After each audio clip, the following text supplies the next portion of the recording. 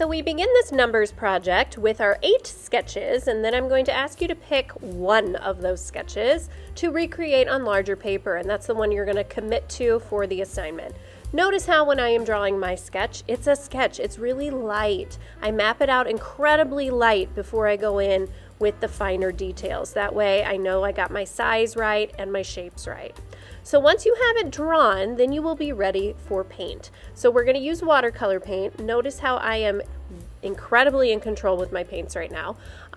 You want to think about your brush choice, what size you need, and also be mindful of how much water you are using for the shapes that you need to paint in.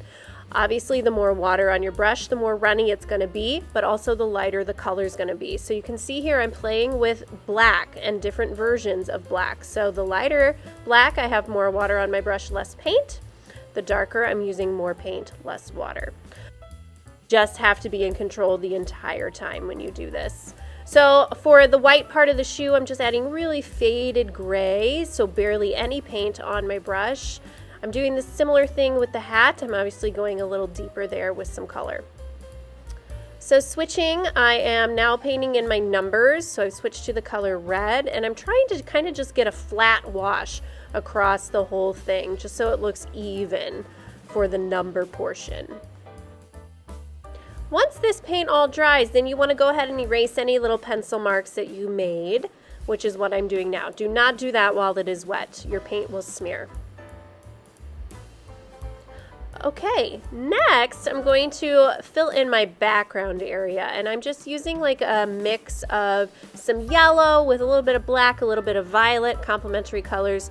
I want it to look kind of vintage, so I'm trying to make this sort of golden browny kind of color here in my background. And as I'm working kind of quickly, but I did want my corners to get a little darker, again, because I know I want a vintage look to it. So I want it to appear a little in shadow in the corners, and that will give the illusion a little bit like it's kind of popping out, which I want for my piece.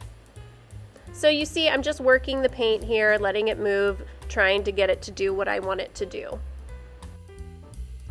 All right, now we allow everything to dry, and now I'm going to switch media. So I'm going to move to colored pencil, and I am going to really just add more to this. And it's not that I'm adding more design, I am just making everything look a little more polished and resolved. So you can see I'm adding some red colored pencil onto the red paint, and it's making it a little more vibrant.